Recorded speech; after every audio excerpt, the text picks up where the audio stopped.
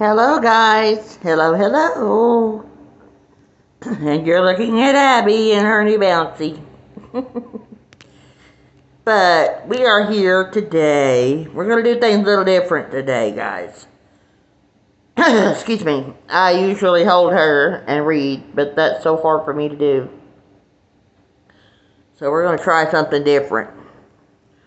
So there's Abby and her bouncy. And we are here for story time. And we'd like to welcome you to story time today. And I'm late, I know, but, things happen. So, and I have something to ask you. If you are tired of Winnie the Pooh, let me know, and I will move on to some other character.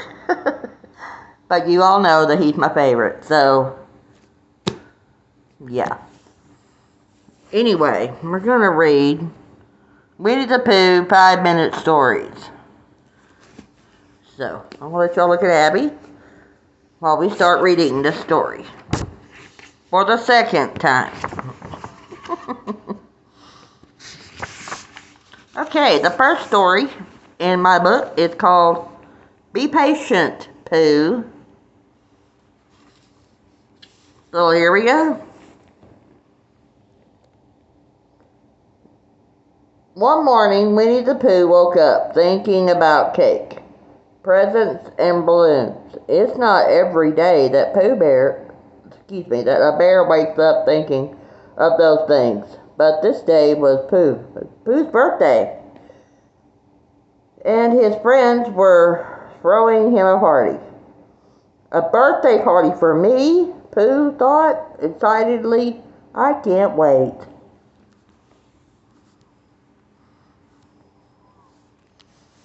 Oh my goodness, there we go.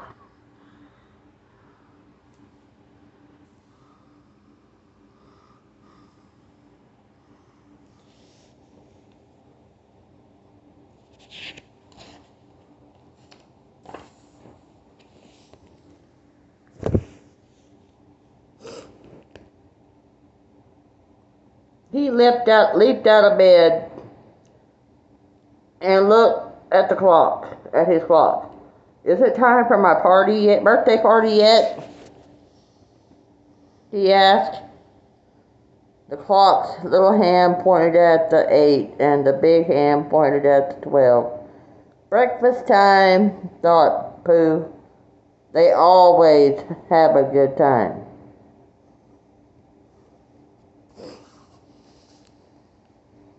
That's always a good time. Excuse me. He went to the kitchen and pulled out 3 pots of honey. By the time I finish these, it'll be about time for my party, he said. And that's when he licked the last drop of honey from the bottom of the 3rd pot. It still wasn't time for the party. Next, Pooh did some exercises in his bedroom. Once he had finished a round of them, he did the exercises again. When he was done, it still wasn't time for his party. I'd better go to Rabbit's house to see how the party is coming along, Pooh said to himself as he hurried to his friend's home.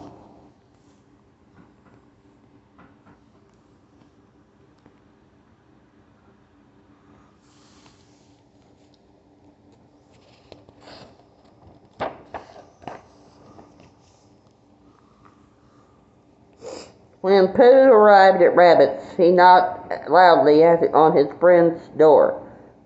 How's the party coming?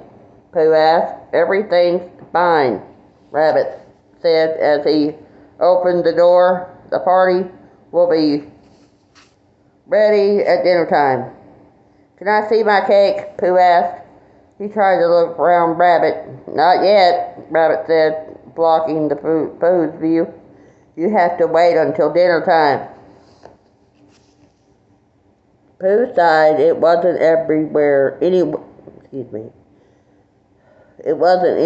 near dinner time yet, and the morning had been longer than any other morning he could remember. He sat down on his favorite rock near the stream. He watched the bubbly water racing past. The water must be rushing to a birthday party, Pooh said.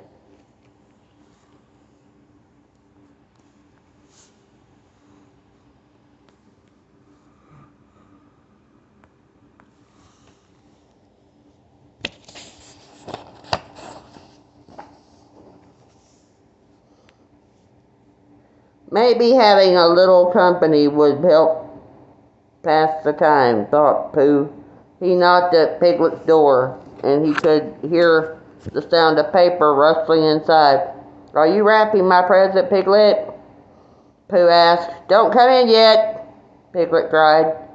He finished trying, excuse me, he finished tying a purple ribbon around Pooh's present and hid it in the closet. "You can come in now," he called to Pooh. "Can I see my present, Piglet? What do you think we'll do at the party?" "Piglet, oh my goodness. Do you think Rabbit will put pink roses on my cake? How much longer do you think it'll be, Piglet?" Pooh asked breathlessly. He settled in Piglet's comfy chair. "It is nice to have company to talk to about all these things," Pooh said. "It helps pass the time in a friendly way, doesn't it?"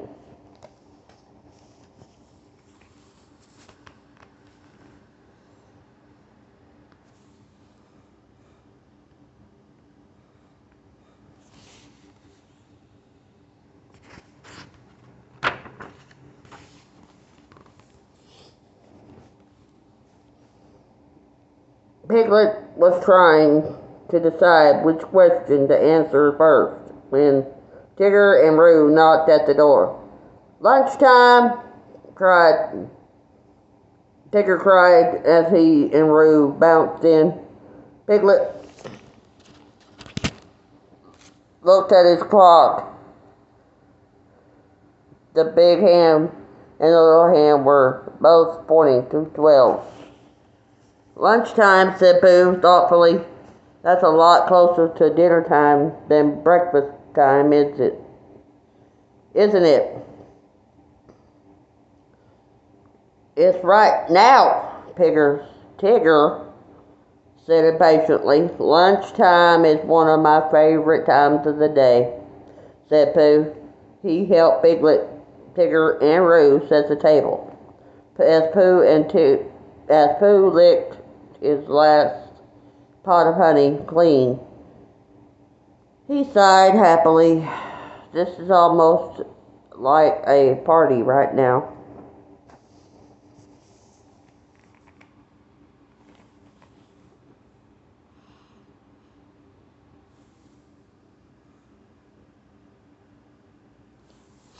I love the colors of this book.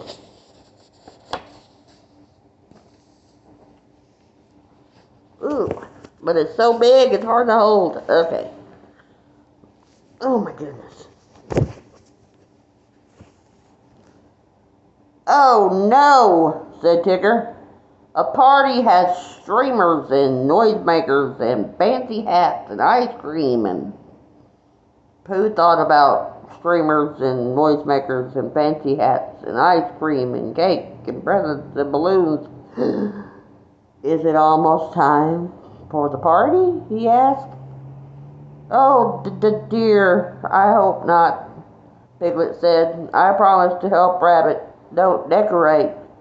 "Me too," said Tigger. "Me too," said oh my goodness, added Roo.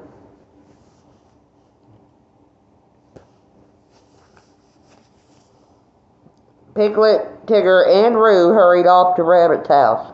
While Pooh waited, he decided to wash Piglet's lunch dishes. "By the time I finish these, it will be time for my party," he thought. But when he had dried the last drop of water from the last dish, it was still not time for his party. Waiting is hard, sighed Pooh. Maybe I should ask Christopher Robin if he knows something about it.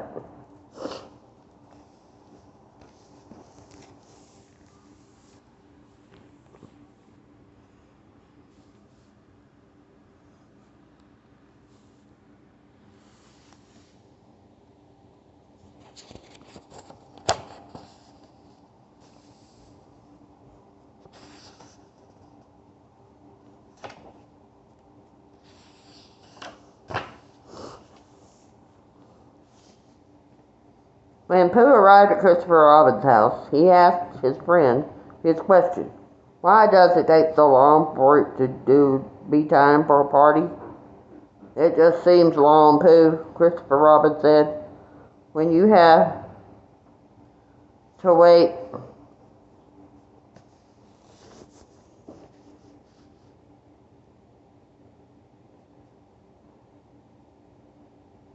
the best thing to do is something you really like. What do bears like to do? Asked Pooh, hopping. Oh my goodness. Hoping Christopher Robin could remind him. Well, I'm reading this great story about a pirate bear who's looking for buried treasure.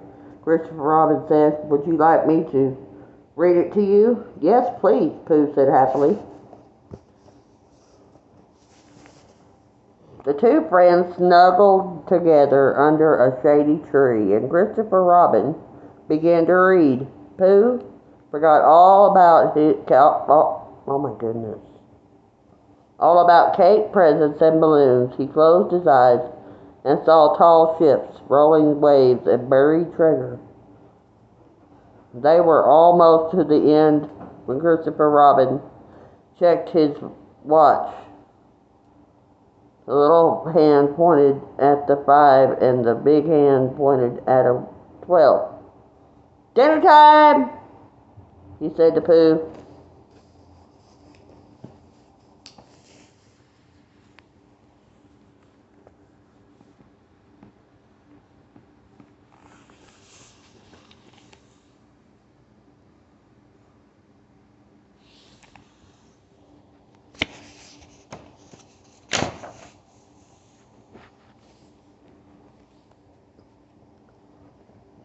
You mean it's time for my party already?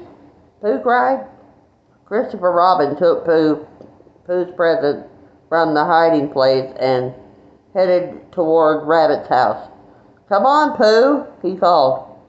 Cake and presents and balloons. It's time, it's time, it's time, sang Pooh as they walked along together. Pooh was the first one to reach the door. Rabbit swung it open and shouted, Happy birthday! Inside, Pooh saw a beautiful birthday cake. With pink roses, honey pots, all wrapped in festive paper, lots of colorful balloons and streamers. Happy birthday, Pooh! His friends all shouted. Everyone was there. Your rabbit, kangaroo, owl, tigger, and piglet.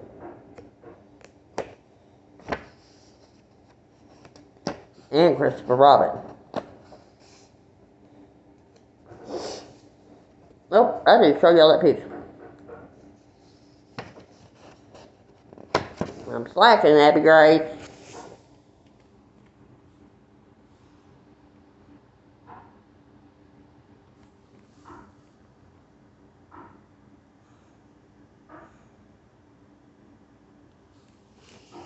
And that noise you hear in the background is my ice maker. Oh, cried Pooh. Party time is my favorite time ever. Then Pooh hugged his good friends Piglet and Christopher Robin. And thanks to you two, he whispered. Waiting was a lot of fun, too.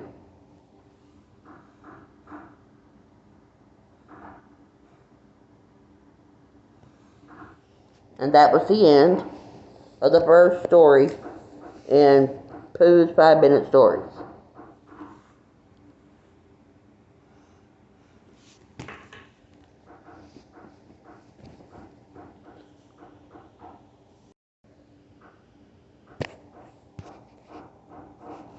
And now we're going to read something that's not Pooh Bear.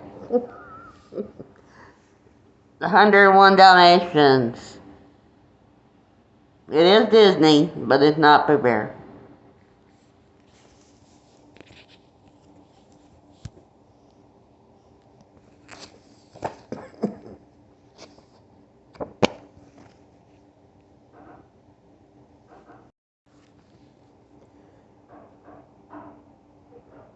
My story begins in London, where I lived with my pet Roger Radcliffe. Roger was a songwriter, and we lived in a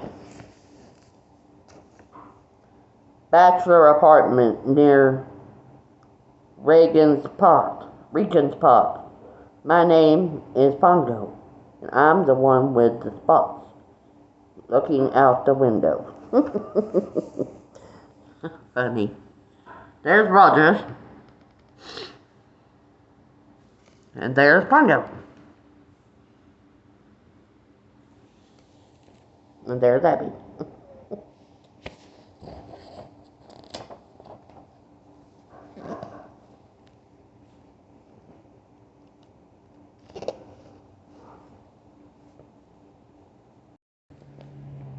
What's your my thing go? Okay, anyway. As far as I could see, a bachelor's life was downright dull. So when I saw the perfect dog walk with a lovely lady, it was a dream come true. I grabbed my leash and barked loudly. Ruff! Ruff! Roger understood and took me out.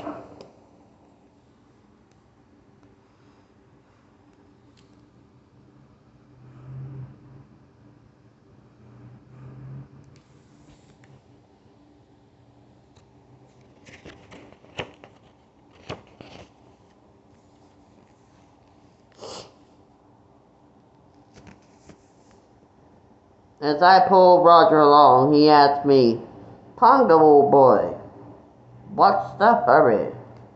Then I spotted the lovely Dalmatian and her pet.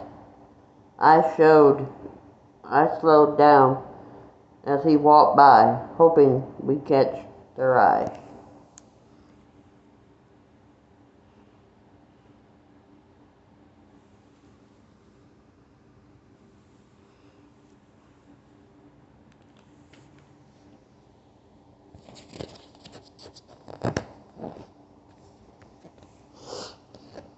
But when I looked back, they were starting to leave.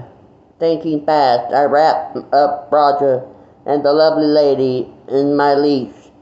Oh, dear, they cried, losing their balance and falling it right into a pond. After a moment, they couldn't get up, but couldn't help but laugh. My plan had worked.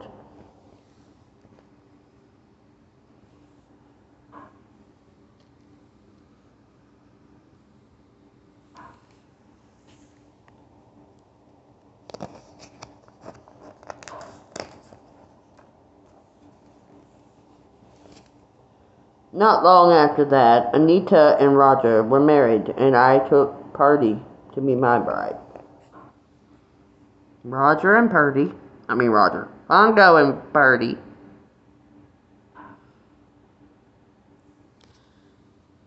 And Roger and Anita.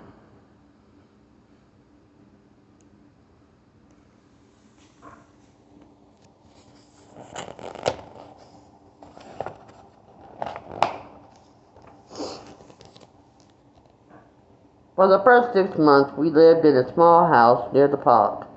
It was perfect for two couples that just starting out. We even had a wonderful housekeeper named Nanny.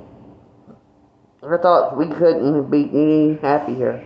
But Perdita had the best news yet.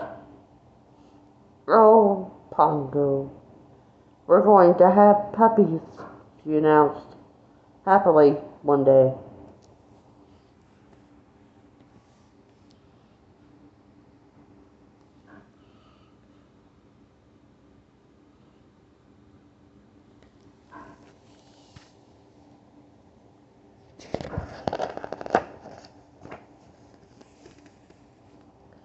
One day, an old classmate of Anita's, Cruella DeVille, stopped by. Darling, she asked Anita, where are the little brutes, puppies? They won't be here for at least 3 weeks, replied Anita anxiously. Let me know when the Dalmatians arrive. Don't forget, Cruella demanded.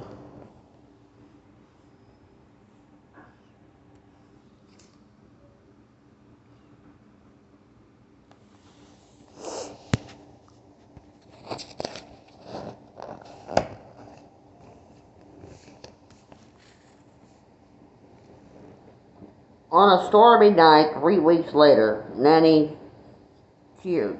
The puppies are here! All 15 of them! Then thunder cracked, and Cruella swooped into the room. I'm here for the puppies. I'll buy them all, Cruella sneered. She started to write a check, splattering ink everywhere. We're not selling the puppies. And that's final, shouted Roger.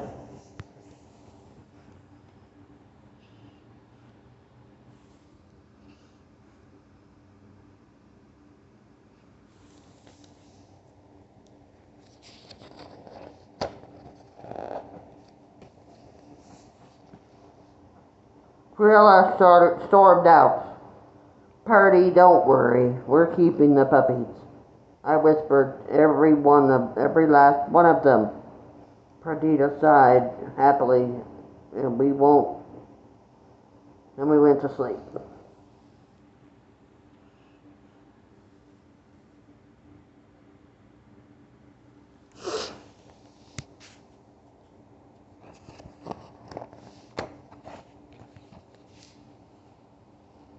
Weeks passed, and our 15 little ones certainly kept us busy.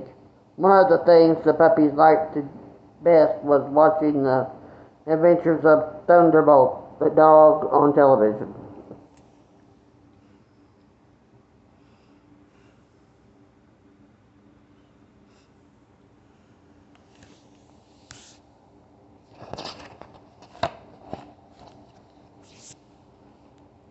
Bedtime, children, said Perdita. When the show was over, Nanny took the puppies in as we left for one of our nightly walks in the park with Roger and Anita. Just as Nanny had nodded the little ones off to sleep, the doorbell rang. Two men, Jasper and Horace, were at the door. We're here to inspect the wiring, said Jasper, and the two pushed their way into the house.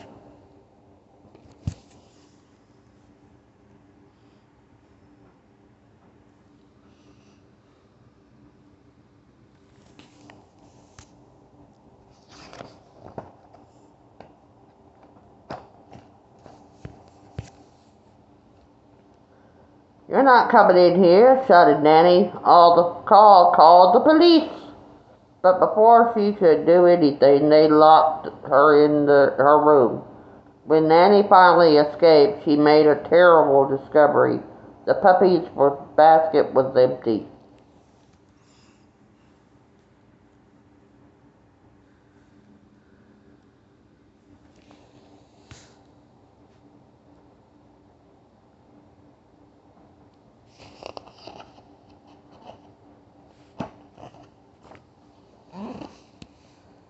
I knew that Cruella must have chuckled when she read the morning's newspaper headline, 15 puppies stolen, thieves flee. Her plan had worked. That evening in the park, I said to Perdita, it's up to us to find the puppies. We decided to use the Twilight box and all the dog alert. I barked as loudly as I could.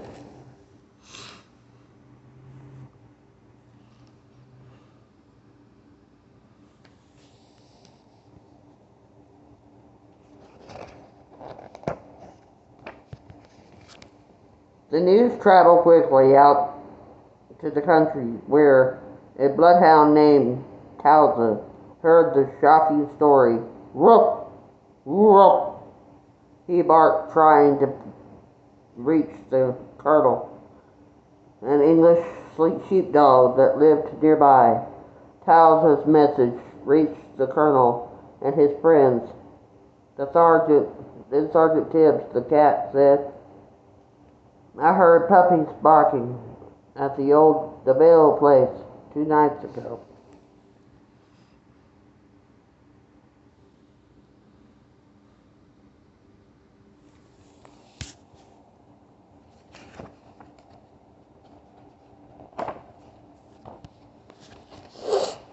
The friends decided to investigate the mansion. Sergeant Tibbs sneaked through a hole in the wall, and found a room overflowing with Dalmatian puppies.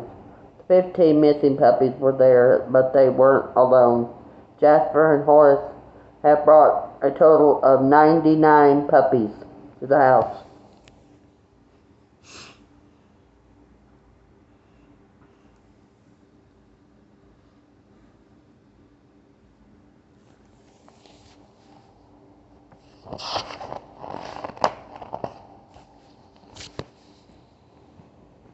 Sergeant Tibbs hid when he heard Cruella arrive.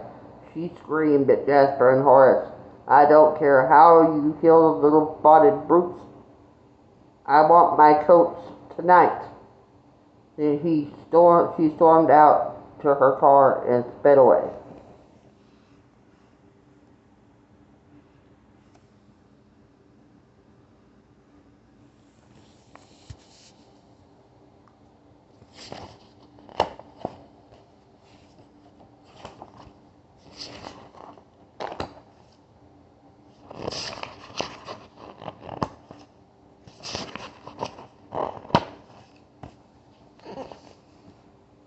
Sergeant Tibbs couldn't believe his ears. Cruella wanted the puppies for fur coats. There was no time to lose. He quickly helped the puppies to escape from the room through the hole in the wall.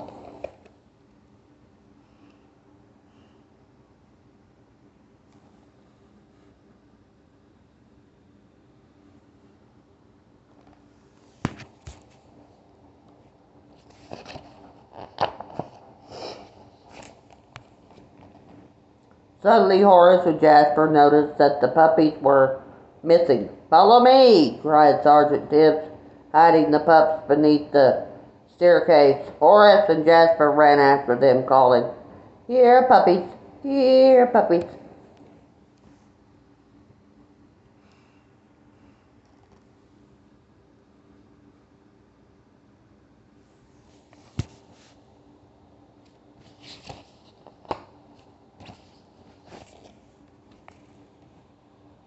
Meanwhile, Perdita and I had sneaked out of our house. Thanks to the dogs in London, we heard that what had happened and began our journey to the DeVille mansion. When we arrived at last, we found the colonel standing in front of the gate. Follow me, he said, heading to the house. I'm afraid there's big trouble. I'm afraid there's trouble. Big hullabaloo.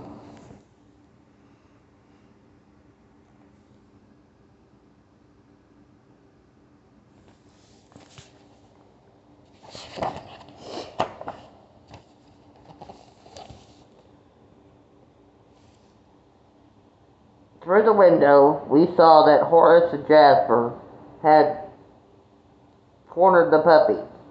Perdita and I broke through the glass with a crack and surprised the evil men. Those dog nappers were no match for us.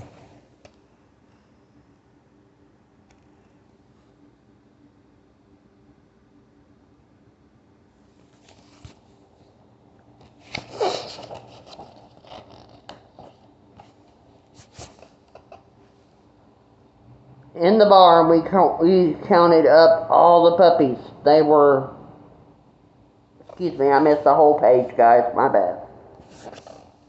We gathered the puppies and escaped from the mansion to a nearby barn. We didn't realize that Jasper and Horace were hot on our trail.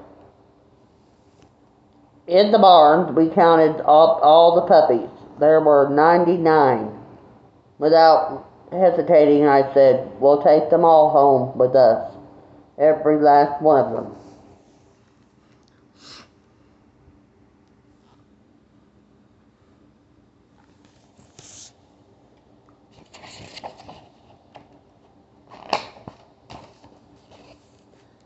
Suddenly we heard a truck screech outside. It was Horace and Jasper. You'd better go, said the colonel. "I'll stay behind to feed them off." "Come on, kids, hurry," cried Perdita as we made our escape into the snowy night.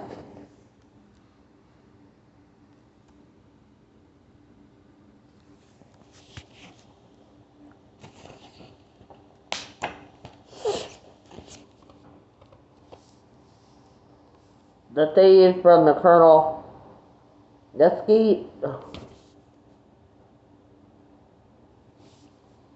The thieves escaped from the colonel and Sergeant Tibbs and followed our tracks in the snow.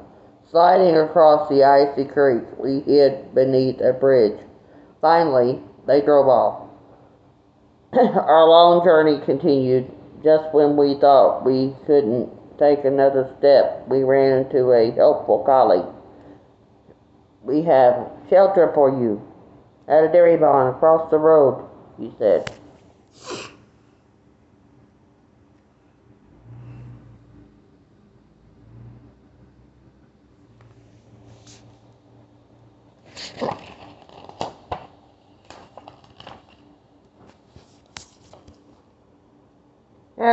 At the barn, 4 cows offered our grateful puppies warm milk, and the collie was kind enough to bring Purdy and me scraps to eat. Worn out, we slept soundly that night.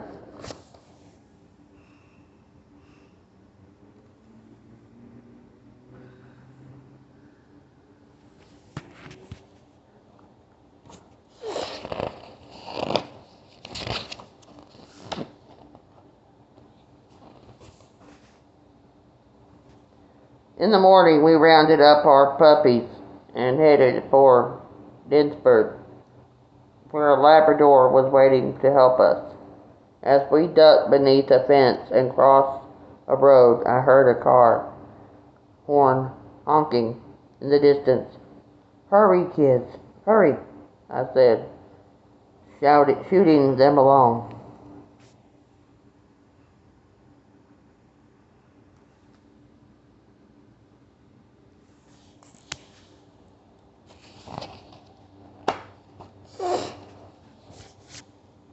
Cruella's car came roaring up the road. She screeched to a halt near our tracks in the snow.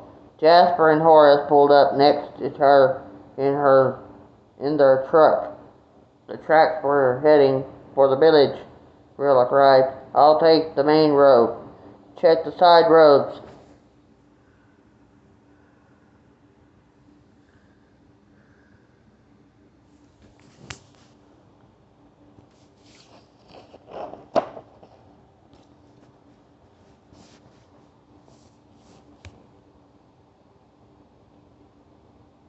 At Didsford, the black Labrador announced that he had found us a ride to London, while we waited in a blacksmith shop. I came up with a clever disguise to fool Cruella. "Come on, kids," I ordered them. "Roll in the soot. Roll in the ashes. Soon we will all look like black Labradors."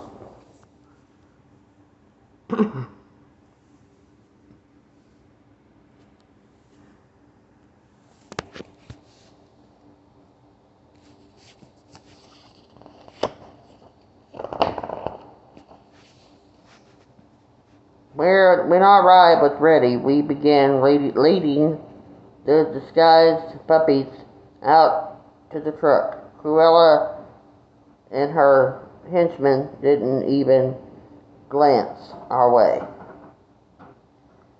But as we were helping the last little ones onto the truck, some melted snow fell on one of the pups. His spotted coat was revealed. Cruella yelled, "There they go!"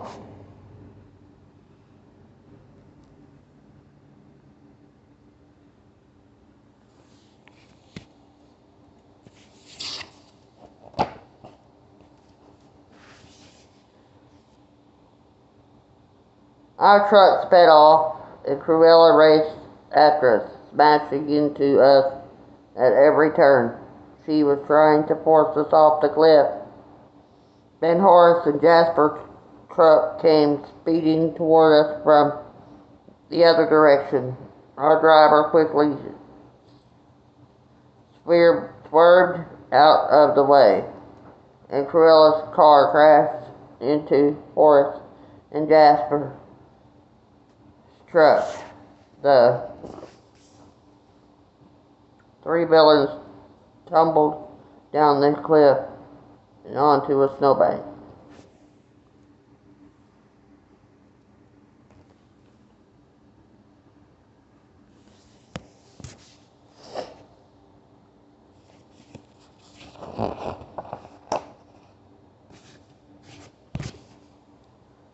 At long last, we made it back to London.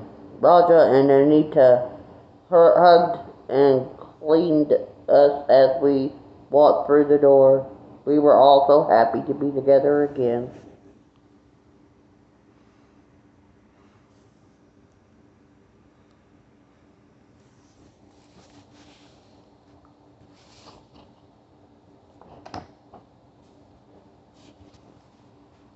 As Nanny cleaned off our puppies, she giggled. "Oh, they're all here, the little dears."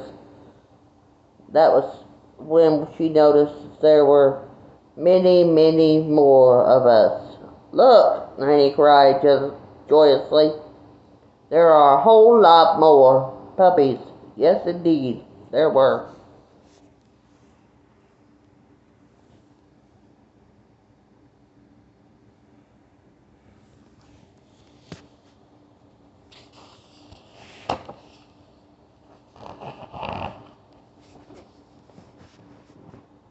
When they had finished counting us, Roger said in amazement, "There are 101 Dalmatians. Let's buy a big place in the country and have a Dalmatian plantation." A Dalmatian plantation, I say.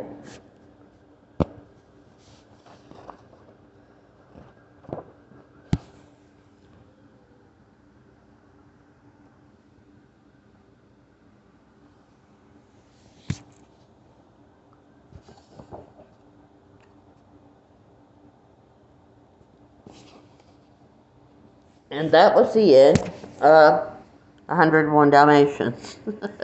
I hope y'all enjoyed story time today. And let me know what you think about this this angle. I think Abby's more comfortable, and it's a lot easier for me. Anyway, my goodness, this video is 40 minutes long. I'm going to go ahead and go, and y'all have a wonderful week, not just Have a great week, not just a good week. Much love, everyone. Bye bye.